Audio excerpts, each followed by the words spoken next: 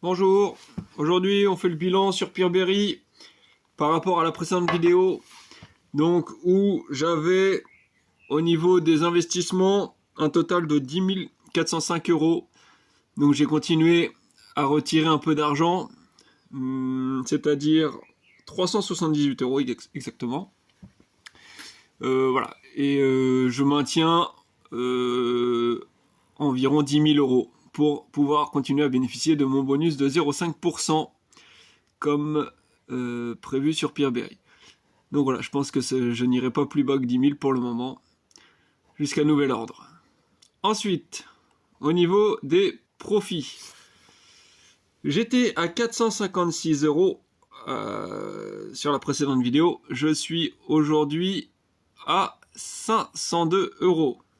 Donc je rappelle que la précédente vidéo était du 1er mai. Donc un tout petit peu plus d'un mois. 502 euros aujourd'hui, soit une différence de 46 euros. Donc plus 46 euros en un mois, c'est moyen. C'est pas terrible. Mais bon, il faut s'y faire. Hein. Il y a toujours les problèmes des prêts russes et ukrainiens qui sont en cours.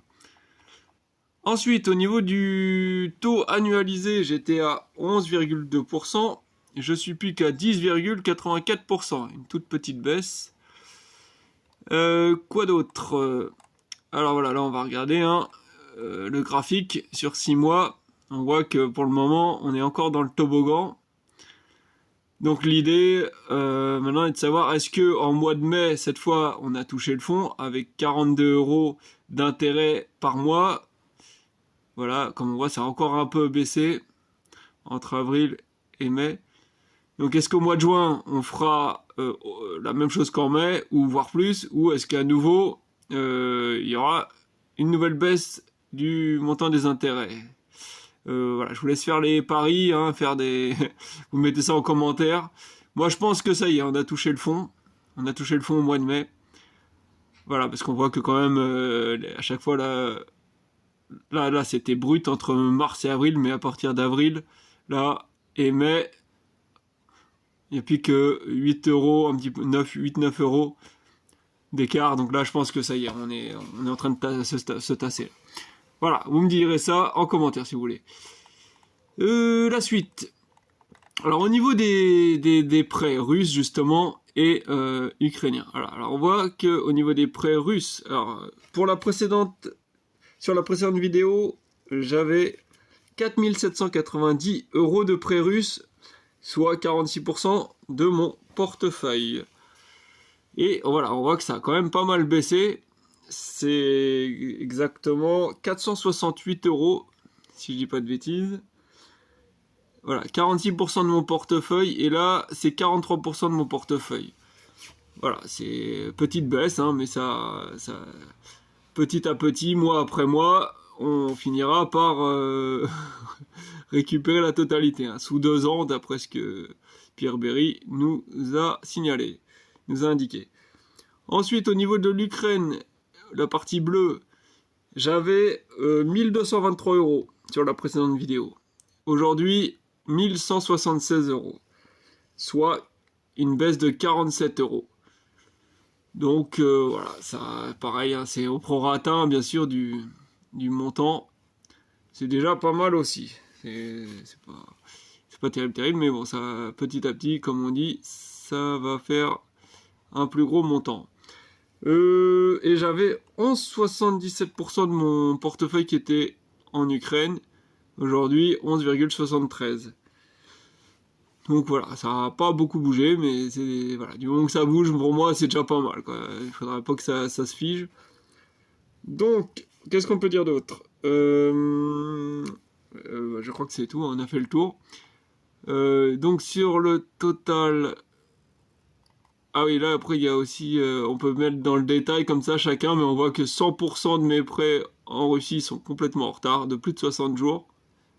Donc ça veut dire que voilà, depuis qu'ils ont quitté cette zone-là, d'après ce qui nous a dit Peerberry, ce qu'ils nous ont indiqué, les intérêts ne courent plus. Voilà, les intérêts couraient pendant toute la période jusqu'ici. Et une fois qu'ils ont dépassé celle-là, terminé. Là, à partir de là, j'ai plus qu'à espérer le remboursement de mon capital. Au niveau de l'Ukraine, c'est un peu différent. On a encore pas mal de prêts, finalement une grosse majorité hein, qui est toujours à jour, hein, qui continue de tourner correctement. Et une petite partie qui dépasse les 60 jours de retard. Enfin, une petite partie qui va pas tarder à le dépasser, je pense, et une partie qui l'a déjà dépassé. Mais finalement, c'est pas du tout... c'est une petite partie. Alors, bah voilà, on a fait le tour. Donc voilà, maintenant on peut voir aussi qu'est-ce qui a changé dans les investissements. Là, bah on voit que les prêts partent rapidement. Hein. Aujourd'hui, si on se précipite pas sur les prêts qui sont à 12%, 13%, 13,5% je crois que pour certains prêts au Kazakhstan. Donc dès qu'ils sont mis en ligne, si on se précipite pas dessus, pardon, voilà, il nous reste ces prêts-là. Ce qui sont des très bons prêts également, hein, puisque c'est des prêts de Lituanie en Lituanie et des prêts de business 10%. Ceux-là, ils n'ont pas eu de souci de remboursement ni rien, donc finalement, des fois, il faut mieux prendre un taux d'intérêt un peu plus faible.